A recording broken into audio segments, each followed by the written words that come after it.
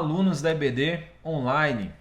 Boa tarde, boa noite, bom dia, não sei que horas que você está assistindo essa aula, mas hoje nós vamos para a segunda aula da nossa série dos domingos, né, da EBD, o Evangelho na Real, como o Evangelho se aplica ao nosso dia a dia, tá certo? E na última semana nós falamos um pouco sobre as riquezas do Evangelho, a grande riqueza do Evangelho como uma riqueza incontável, insondável, uma riqueza que é suficiente não apenas para nos salvar, pagar a nossa dívida, mas para nos servir durante toda a nossa vida cristã. O Evangelho tem aplicações em todas as áreas da vida. O Evangelho tem implicações que reverberam para a nossa vida cristã. E são essas implicações do Evangelho no nosso dia a dia que vão fazendo a diferença no nosso processo de amadurecimento, de crescimento na fé, de comprometimento com esse mesmo Evangelho, de uma vida que glorifica a Deus. Lembrando que a nossa perspectiva, então, não é só uma perspectiva, não é apenas uma perspectiva prática ou uma perspectiva pragmática, mas é uma ideia de como o Evangelho tem sim aplicações práticas, relevantes, porque Deus planejou isso, Deus quis assim, que assim fosse, que a obra de Cristo na cruz, o seu exemplo, a sua vida, o seu modelo, o seu poder, o poder do Evangelho reverberasse, transformasse a nossa vida como um todo. Nós vamos ainda falar mais sobre isso e em umas aulas posteriores de como que isso acontece, como que Paulo usa essa mesma lógica, como que Paulo aplica o Evangelho na vida das pessoas, né, das igrejas que ele escrevia, dos crentes daquela época, tá bom? E citamos duas frases, eu queria citar com você duas citações. A primeira é a de Tim Keller, que diz assim: o Evangelho não é apenas o ABC da vida cristã, mas ele é o A a Z. E a segunda é: o Evangelho não é apenas a porta pela qual entramos na vida cristã, ele está mais para a casa por completo, onde habitamos e precisamos para viver todos os dias, tá bom? O Evangelho, então, é por onde nós vivemos e permanecemos vivendo cada dia. Sugerimos, então, 3 perguntas, e ao final do nosso curso, esse é o grande objetivo das nossas aulas, a gente ter clareza sobre essas 3 perguntas, as respostas, pelo menos uma direção para a gente caminhar para essas 3 perguntas. A primeira é: o que é o Evangelho e o que é o Evangelho que preciso pregar para mim todos os dias. A segunda é: por que eu, que já sou crente, preciso pregar o Evangelho para mim todos os dias. E a terceira é: como eu prego o Evangelho, como é que eu aplico o Evangelho à minha vida todos os dias. Certo, gente? E a aula de hoje a aula 2 é sobre o meu pecado e a cruz de Jesus. Qual a origem do meu pecado? Nós queremos ter um olhar mais aprofundado, um pouco mais específico sobre o meu pecado mesmo, não só o pecado da humanidade, mas o meu pecado, eu, Pedro, você, aluno, como que o pecado afeta a sua vida? Quais são as áreas mais deficientes? Quais são as áreas que você vê essa natureza pecaminosa? A gente vai falar um pouco sobre a origem dessa natureza e essa consequência para nós hoje, tá certo? E a primeira questão o primeiro ponto aqui da nossa aula que nós precisamos tratar é que nós vamos olhar para o meu pecado com mais profundidade. Vamos estar olhando o pecado com mais profundidade. Não aquela coisa de maneira superficial. Não, pecado é desagradar a Deus. Pecado é romper a lei de Deus. Isso também isso define o que é o pecado. Mas na prática do dia a dia, o que significa isso? E vamos avaliar um pouco sobre isso. Em primeiro lugar, precisamos lembrar de Adão, tá? Nosso pai Adão, nossa mãe Eva. E lembrar que há uma ideia na teologia de Paulo, de que Adão era o nosso representante. Adão era o representante da nossa raça. Ele foi escolhido por Deus. No início da criação, ele foi criado por Deus e como primeira criação, como primeiro homem, estava sobre ele essa responsabilidade, tá?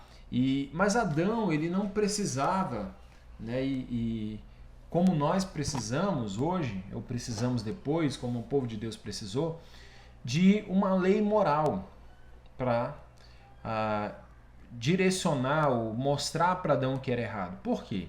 Porque Adão era perfeito. Adão era moralmente impecável, moralmente perfeito. Tá? Impecável não, que ele pecou depois. Mas ele era moralmente perfeito. Ele tinha essa questão, ele era um ser íntegro, moralmente íntegro, espiritualmente íntegro, em uma relação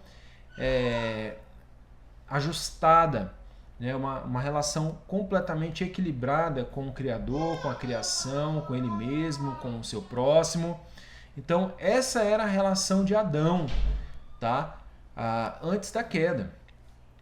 A obediência para Adão e para Eva não era algo difícil, não era algo complicado, algo ao ponto deles terem uma regra de cunho moral, né? De Deus estabelecer, por exemplo, mas a lei sempre existiu. Sim, a lei, o padrão moral da lei de Deus, a santidade de Deus sempre existiu. Mas Adão não precisava disso porque ele era moralmente perfeito. Ele e Eva. Tá? Então, Gênesis 1:27 nos lembra o seguinte: criou Deus o homem à sua imagem, a imagem de Deus o criou, homem e mulher os criou. Então lá eles tinham essa imagem de Deus de maneira completa, de maneira, como é que eu posso dizer assim, de maneira abrangente, né? De maneira assim completamente adequada, da maneira como Deus havia feito que o homem refletisse nele a sua imagem, o homem refletia, tá? Então, primeiro a gente tem que lembrar disso. Adão, ele tinha esse estado. Mas esse homem, Adão, que era nosso representante, ele caiu, né? A teologia chama de queda essa mudança de status e de realidade moral e espiritual de Adão, chama de queda, tá? E Adão, como nosso representante, caiu e ele trouxe consequências diretas para nós. Isso aí você já sabe de cor, vamos passando. Mas algumas dessas consequências são, agora, a culpa. Então, nós antes que não tínhamos pecado, tá? E lembrando que lá o pecado de Adão foi optar por sua própria escolha, o seu eu, e duvidar, né? Colocar acreditar na questão de que na tentação da serpente em colocar em xeque o próprio Deus, a bondade de Deus, a justiça de Deus, né? E aí Adão cai naquilo ali. Então a culpa é a primeira coisa que nós temos, a própria culpa mesmo. Temos culpa agora pelo pecado, tá? Adão foi culpado. Ele não era difícil para ele obedecer a Deus. Ele tinha apenas uma única regra, né? Dentre todos os frutos, apenas um ele não comeria. Não era o fruto em si, mas a atitude, a escolha de comer do fruto em desobediência à instrução de Deus, tá? Então a questão da culpa é algo muito claro que vem como uma consequência direta. Tanto é que Deus os elimina do jardim, estabelece um castigo sobre eles, define as consequências, e toda a criação, todo mundo foi afetado por essas consequências. E também, junto com a culpa, o sentimento de culpa. Então, o sentimento de culpa, a sensação de que você é culpado, de que você está alienado, de que você está distante de Deus, de que você tem uma responsabilidade por um ato pecaminoso, um ato de maldade, um ato, enfim, contra alguém ou contra o próprio Deus, um ato consciente ou na sua mente, enfim, qualquer coisa que você faça, deliberado ou não. Mas quando você toma consciência, esse sentimento de culpa ele te persegue, porque nós temos a tal consciência. Deus nos criou com essa consciência. Então, antes não havia sentimento de culpa. Por que não havia culpa? E como nós falamos na última aula, às vezes o sentimento de culpa ele persegue o cristão, mas o cristão não tem mais a culpa do seu pecado. Ah, pastor, mas eu pequei. Pequei porque eu quis, eu pequei porque eu sou fraco, e assim por diante. Ok, você é culpado no sentido primário, né, do ato, é sua responsabilidade. Você cometeu o ato, responsabilidade sua. Mas todos os nossos pecados já estão justificados, perdoados, certo? Absolvidos pela obra de Cristo na cruz. Então o sentimento de culpa advém geralmente da culpa.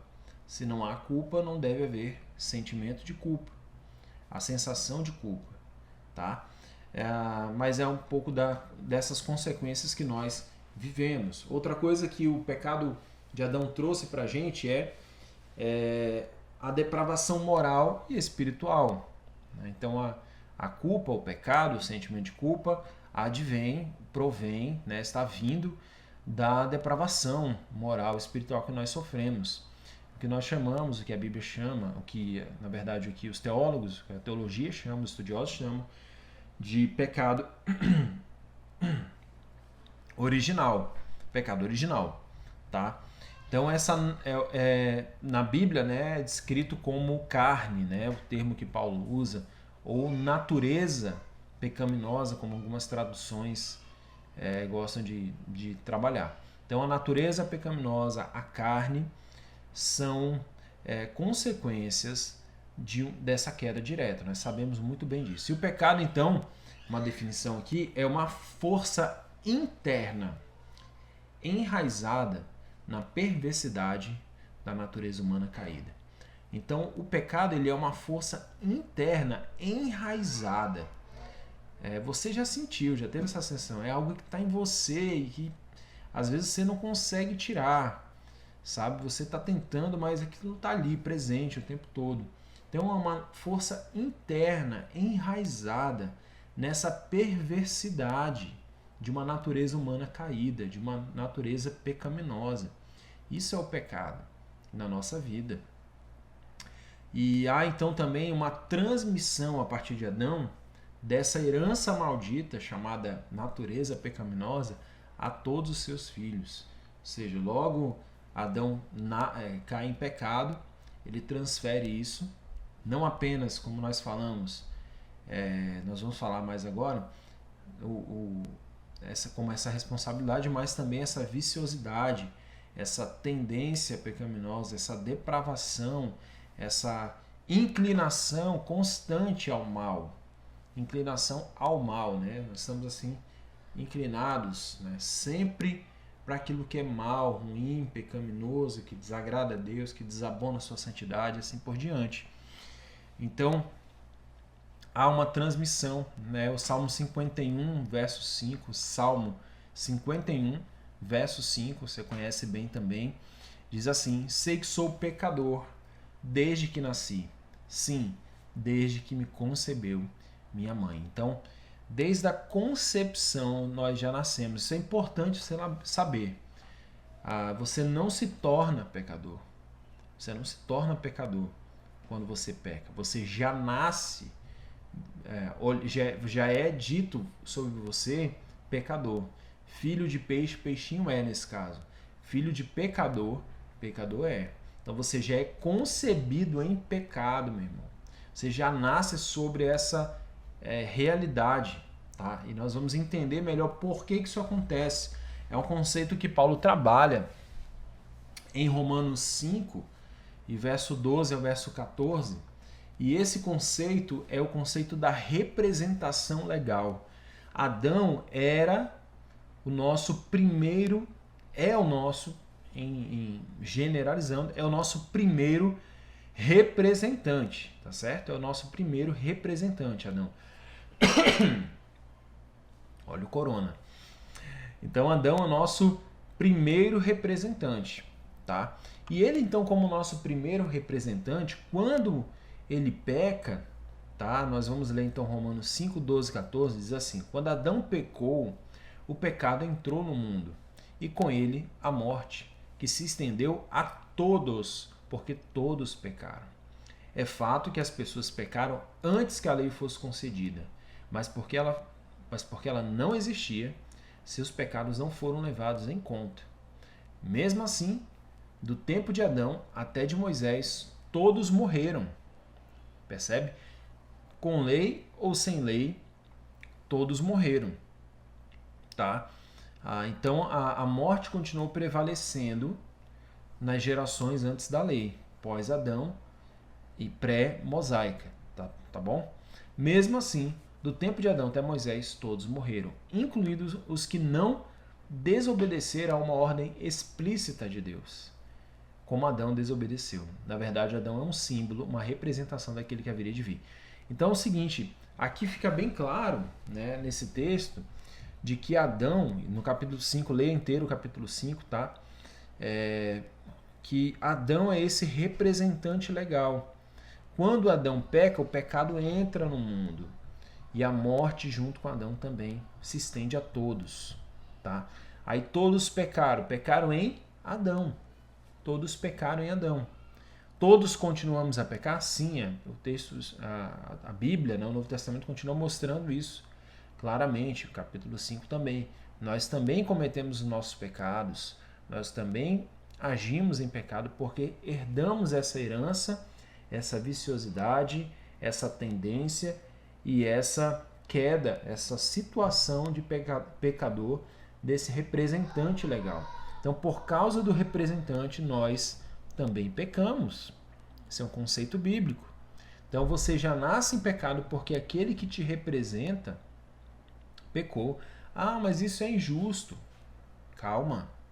Nós vamos entender como que isso se aplica, porque é um contexto completo, em Cristo Jesus também.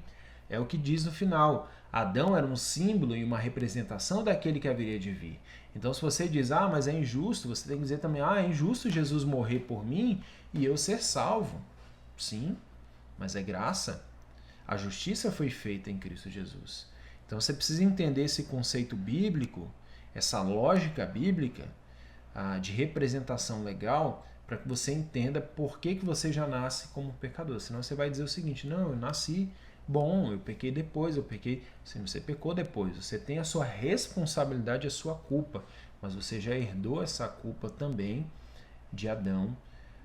Em Adão você também caiu. Se você fosse lá, seria você, tá? E a representação, então, pode se resumir numa sentença, tá? Pode se resumir numa sentença. A sentença é: o que ele fez, nós fizemos. Então, o que Adão fez, você fez também, tá? E se fosse você lá, você faria também. Você cometeria o mesmo pecado.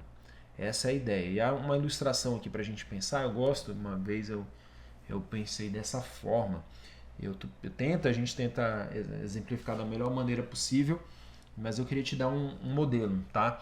Lembra que todas as analogias, elas são incompletas, tá certo? Então, nem toda analogia é perfeita, ela vai exemplificar no máximo, mas uma ideia aqui é interessante. Imagina só um carro de viagem, e nesse carro de viagem, quem vai dirigir é o seu pai, tá bom? Então, o seu pai vocês entram no carro e vão viajar. Quem é o motorista do carro? O seu pai, certo? Quem está dentro do carro? Os filhos, a esposa, a família, estão dentro daquele carro ali. E durante a viagem, né, todos entram no carro, vão viajando e o carro perde o controle, o pai perde o controle do carro, capota e esse carro vira, enfim, morre todo mundo. De quem é a culpa do acidente? Aí você vai dizer, poxa, mas a culpa é do pai, ele que estava dirigindo, mas todos morreram. Então o pai, ele era o responsável por todos ali. Logo, todos morreram. O responsável falhou, todos também sofreram a consequência da falha daquele responsável, daquele que era o representante daqueles demais. E assim mesmo aconteceu conosco em relação a Adão, tá certo? E aí eu queria pensar agora, a partir dessa perspectiva teológica, como que esse pecado ele afeta a minha vida em particular. E aqui, meu irmão, querido aluno da nossa IBD, eu queria que você pensasse de maneira honesta sobre o seu pecado. Seja honesto, tá? O caminho da cura, o caminho da transformação do Evangelho é o caminho de reconhecer esse fato aqui com muita honestidade. E a Bíblia ela é muito clara, a Bíblia nos ajuda, ela é esse espelho, né, que nos apresenta a nossa realidade. Você precisa ser muito honesto. Você pode se esconder das pessoas, você pode dizer que não para o pastor, para um colega, para um discipulador, para um irmão em Cristo. Mas diante de Deus, diante da palavra de Deus, né, nós somos quem somos. Diante da presença de Deus, nós somos quem somos. Então o caminho, né, de transformação do Evangelho é um caminho de abrir essa vida, de reconhecer esses pecados e reconhecer a gravidade deles, mas também o quão alto preço, a gente vai falar sobre isso hoje ainda, foi pago por eles. Tá? Então, quanto mais nós falamos isso na última aula, quanto mais você reconhece seu pecado, maior sua tendência ao crescimento cristão, tá? Maior sua tendência ao reconhecimento do tamanho da graça de Deus, maior o seu constrangimento diante do amor de Deus e maior será o seu processo de caminhar e de ser transformado pela graça, pelo Evangelho, pela boa notícia, pela boa obra de Cristo na cruz, tá? Então, assim como todos nós, Adão pecou, todos nós somos então pecadores. Então, como percebo o pecado na minha vida? Como que eu percebo? Quais são as minhas tendências pecaminosas? Você precisa entender que o pecado funciona na vida de cada pessoa de maneira diferente. Tá? É que nem a gente está falando de vírus, né? Vírus. Às vezes, uma doença, um vírus, se manifesta com alguns sintomas em algumas pessoas, em outros tem outros sintomas. Então você precisa entender quais são os sintomas do pecado na sua vida. Quais são os sintomas dessa condição que você herdou do seu pai Adão, dessa sua natureza pecaminosa. E aí é a questão do termômetro que a gente vai avaliar hoje e que a Bíblia é incrível, maravilhosamente incrível, nos dá essa capacidade de perceber o pecado, de perceber a nossa depravação e de nos humilhar, né, diante dessa nobre realidade, importante realidade que nós sofremos, tá? Como que eu percebo então o pecado na minha vida? Quais são as minhas tendências? É interessante porque normalmente nós gostamos de estudar a Bíblia, nós crentes maduros, viu? Crentes que já temos muito tempo de igreja, nós geralmente ignoramos o pecado, nós focamos muito mais em estudar a Bíblia, tá? Nós queremos mais conhecimento da Bíblia, mas não em pensar mais muito nas implicações práticas para a minha vida, né? E essas implicações práticas é que tornam o pecado, elas pormenorizam, né? Elas tornam o pecado muito mais específico. Qual é o meu pecado? Quando eu medito sobre a palavra de Deus, quando eu medito sobre as ordens, quando eu medito sobre os mandamentos de Deus na minha vida, eu começo a refletir sobre esse pecado na minha vida. Eu começo a identificar esse pecado na minha vida. Então, nós geralmente temos uma tendência maior de querer estudar, mas de não querer pensar nas implicações daquilo que nós estudamos, ao ponto de confrontar a nossa vida, gente. Tá? Nós temos uma tendência, então, geralmente, de observar os pecados que nós chamamos de pecados cabeludos, mais cabeludos, ou aqueles pecados mais escandalosos, e nos esquecemos que o pecado ele vai muito mais além disso. Tá? E Jesus, então, nos dá um termômetro interessante lá em Mateus 22, 36 a 40. Leia aí o texto com calma, mas eu vou fazer a leitura agora, tá? Ele diz assim: Mestre, qual é o maior mandamento da lei? Questionam Jesus, religiosos. Jesus diz o seguinte: ame o Senhor, seu Deus, de todo o seu coração, de toda a sua alma, de todo o seu entendimento. Este é o primeiro e maior mandamento. E o segundo é semelhante a este: ame o seu próximo como a si mesmo. Destes dois mandamentos dependem toda a lei e os profetas. Então Jesus disse que a lei e os profetas né? Lei, escritos e profetas, né? Profetas e escritos são um resumo, né? São resumidos nesses 2 mandamentos. E o que ele diz então? Né? Qual é o grande ponto aqui que a gente queria falar? A gente tem que pensar então, em primeiro lugar, o que significa amar a Deus sobre todas as coisas. Então, a gente percebe que Jesus está falando do amor total. Os 4 primeiros mandamentos da lei mosaica, da lei dos 10 mandamentos, refletem o nosso amor a Deus. Então Jesus está dizendo, olha, esses mandamentos aí, eles se resumem em amar o Senhor sobre todas as coisas e amar o Senhor sobre todas as coisas. Essa é a primeira parte da expressão. Então Jesus resume esses 4 mandamentos nessa sentença. Amar a Deus com todo o seu coração, toda a sua alma, todo o seu entendimento. Expressão essa que Moisés já tinha usado também lá em Deuteronômio. Então, amar a Deus com o coração, com a alma, com todo o seu entendimento. É amar a Deus em intensidade, integralidade, completamente. Amar a Deus totalmente, totalmente. Tá? Vamos ficar com isso. Então, reflita comigo aqui sobre o seu amor a Deus. Seja honesto, seja sincero com você mesmo. Em primeiro lugar, vamos pensar então o que seria amar a Deus sobre todas as coisas. O primeiro exemplo que eu queria dar é o seguinte, e eu faço em forma de pergunta. O seu amor a Deus sempre supera qualquer outro desejo? O seu amor a Deus supera qualquer outro desejo? Se você quiser pausar o vídeo para pensar sobre isso, faça isso agora. Você pode ir pausando e refletindo sobre essas perguntas, tá? Então, o seu amor a Deus supera o desejo de qualquer outra coisa? Se outros desejos dominam você, ou dominam acima de Deus, provavelmente eles se tornaram deuses para a minha vida.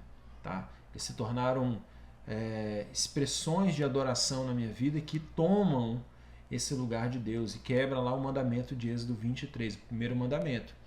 Então, ou o Senhor é Deus da minha vida, e Ele de fato é aquilo que eu mais amo, ou outras coisas se tornam esse lugar, tomam esse lugar. Uma pessoa, uma coisa que eu gosto muito, uma coisa que me dá prazer, trabalho, sucesso.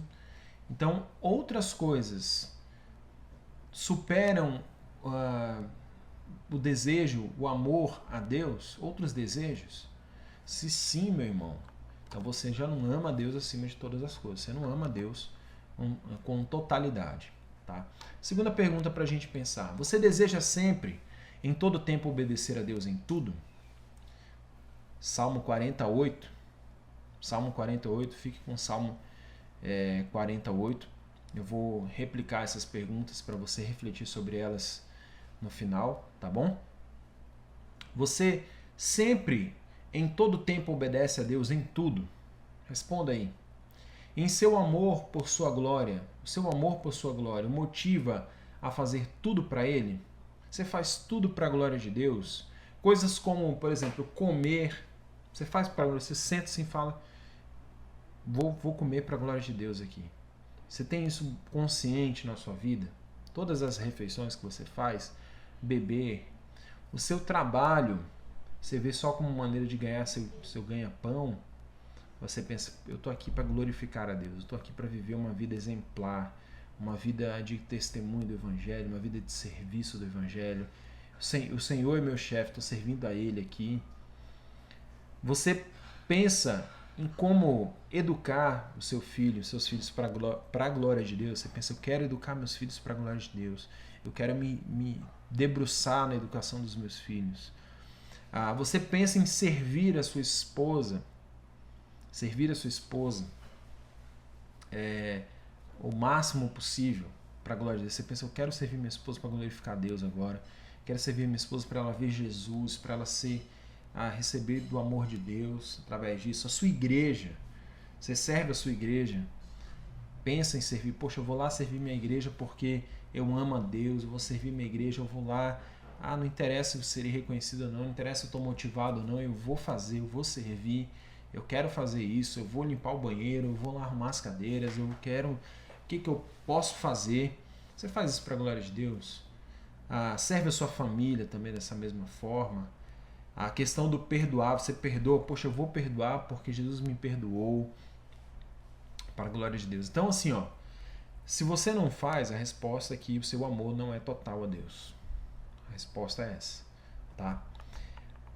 Terceiro, você está o tempo todo contente, alegre e confiante de que Deus é soberano e que nunca vai o desamparar, mesmo que você perca ou vença, aprendendo a receber tudo isso, vitórias ou derrotas, da mão de Deus com gratidão e humildade? Você tem o tempo todo esse contentamento, essa alegria, essa confiança na soberania de Deus. E aí o que acontece? Você está dando graças a Deus. Você está, Senhor, obrigado porque aconteceu isso. Obrigado, Senhor, porque meu salário baixou. Obrigado, Senhor, porque eu perdi tal coisa. Obrigado, Senhor, porque, Senhor, enfim, fiquei doente. Obrigado, Senhor, porque, gente, inúmeras coisas. Você faz isso. Recebe tudo isso das mãos de Deus com humildade. Quando você também é abençoado, Deus, obrigado pelo salário aumentou, obrigado por receber uma bênção. Você recebe isso com humildade. Então, esse contentamento e essa alegria em Deus, ela é constante na sua vida. Por exemplo, vou dar um exemplo aqui. Se você está endividado, tá? Você consegue dedicar, por exemplo, o domingo ao Senhor totalmente, obedecendo lá o quarto mandamento?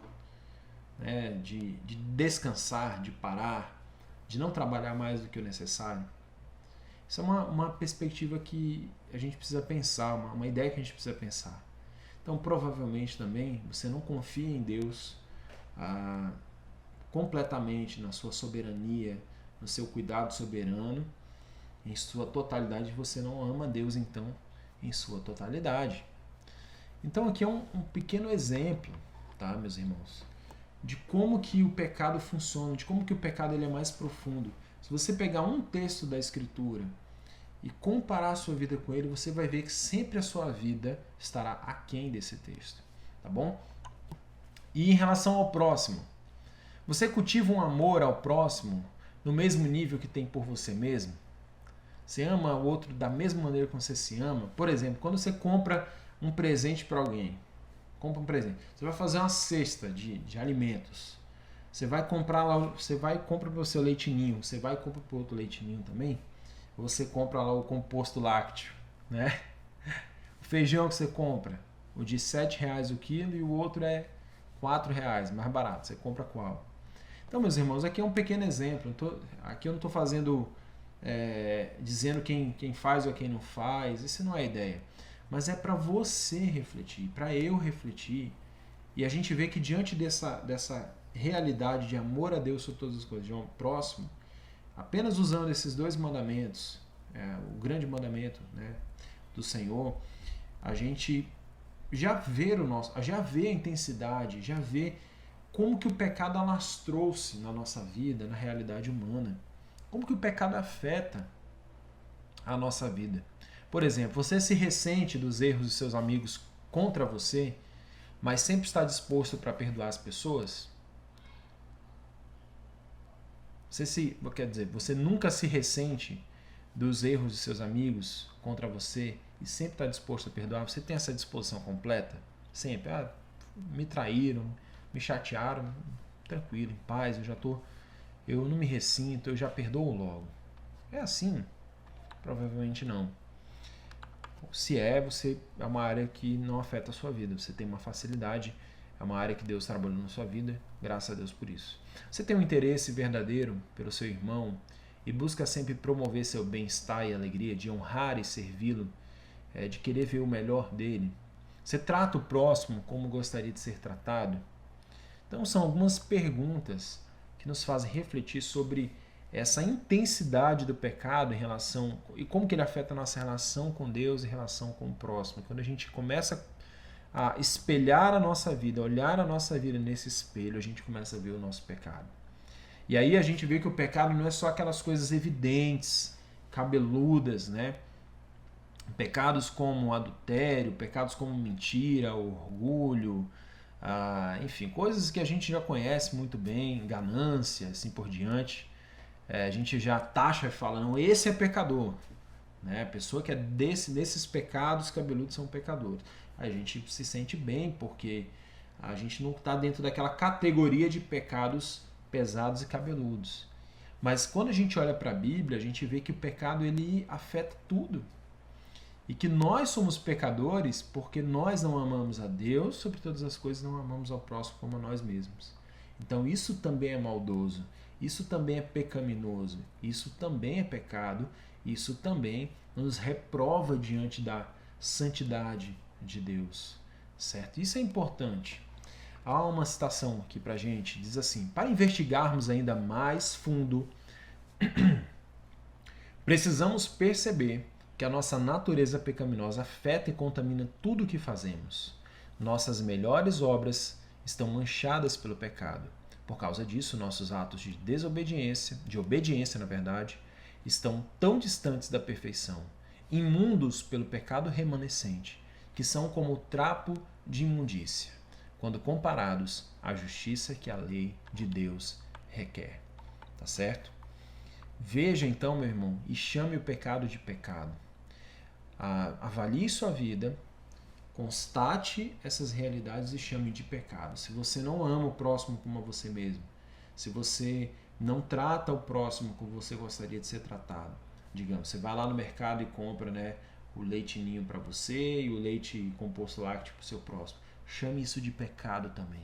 Veja, Senhor, como eu sou mau. Isso é muito importante, irmãos, porque quando nós nos deparamos com essa realidade, nós percebemos o tamanho da graça de Deus, o tamanho da extensão dessa graça, porque nós estamos o tempo todo lidando e pecando contra Deus, pecando contra o próximo, o tempo todo com essa tendência, com essa viciosidade. E meus irmãos, se não fosse a graça de Deus, nós não seríamos salvos. Então nós paramos de categorizar pecado no sentido de que pecado é só aquilo que é grave, embora a gente não vai entrar no mérito da questão hoje. Claro que existem pecados graves com consequências maiores assim por diante, mas o pecado ele é grave por si só. Em tudo que a gente faz, a gente percebe essa gravidade do pecado, essa intensidade do pecado. E a gente vê essa maldade em pequenas coisas, tá? Em pequenas coisas do nosso dia, em coisas mais simples. E isso nos coloca numa condição de humilhação diante de Deus. Tá? O pecado diante da santidade de Deus trouxe uma terrível então necessidade da morte do Filho amado de Deus na cruz.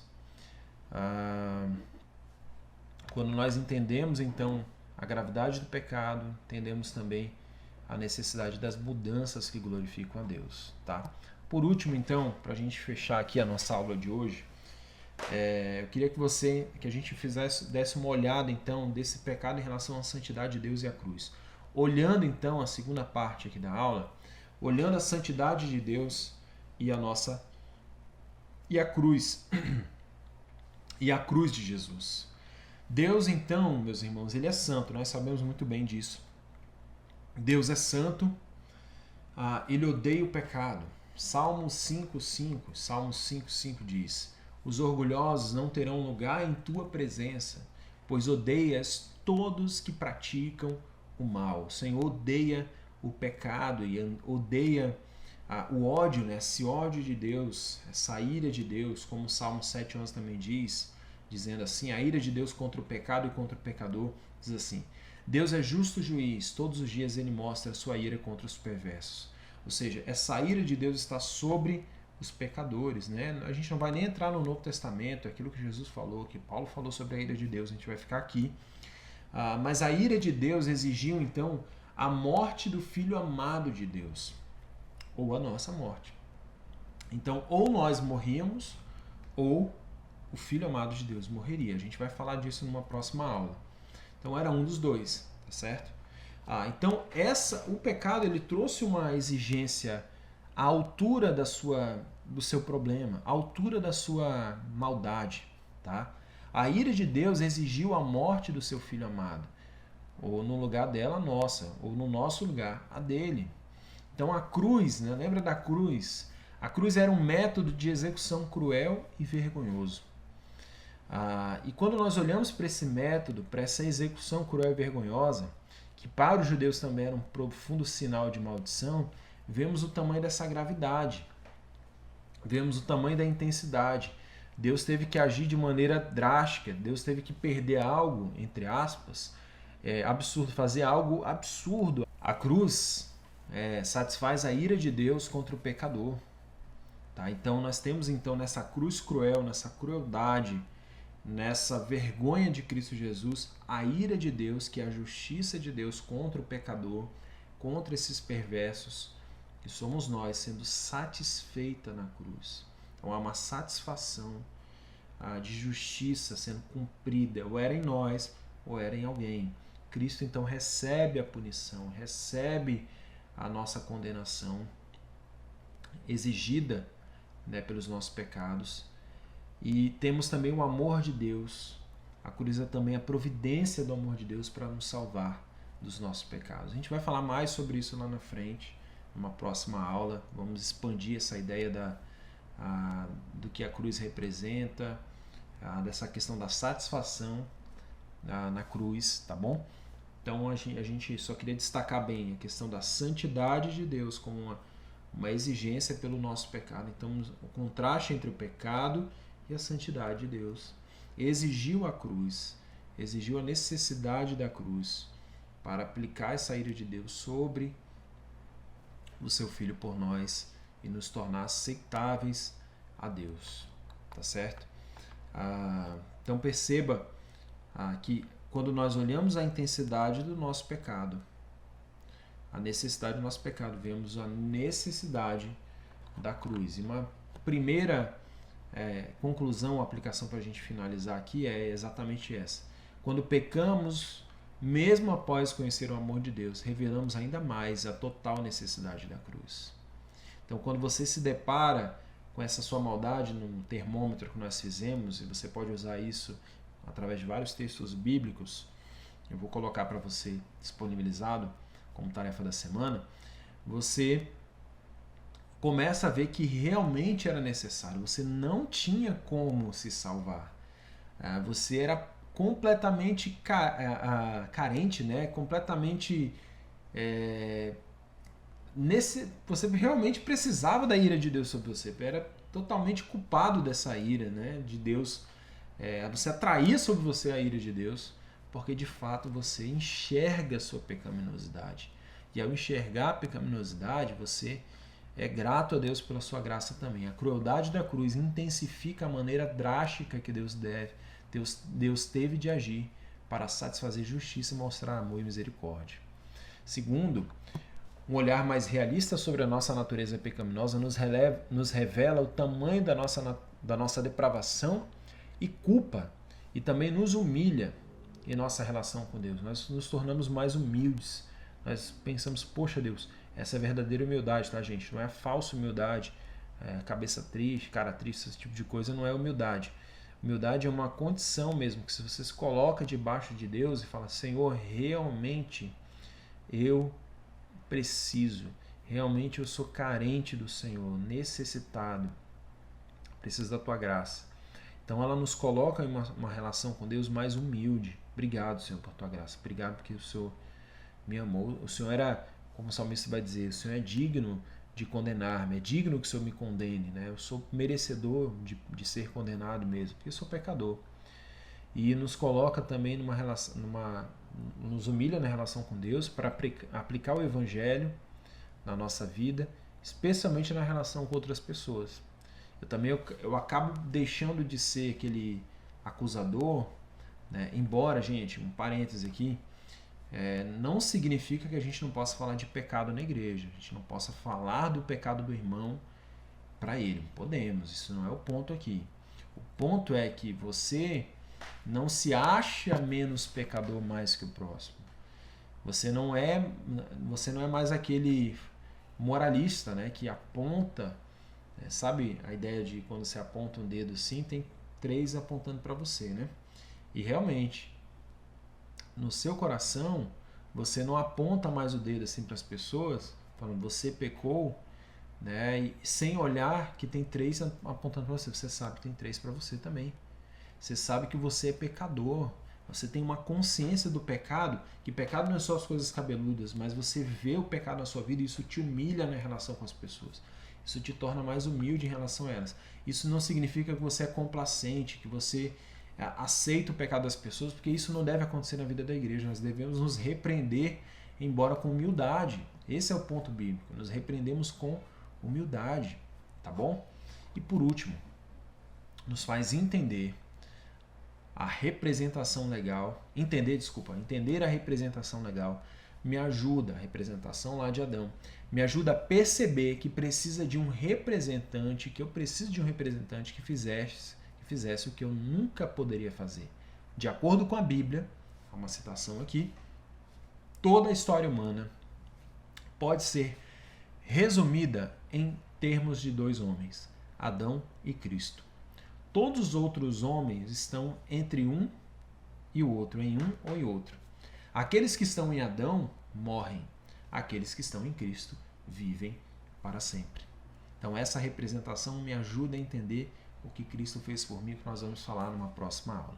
Tá certo? Espero que essa aula tenha sido proveitosa, que Deus abençoe sua vida. Até a próxima aula.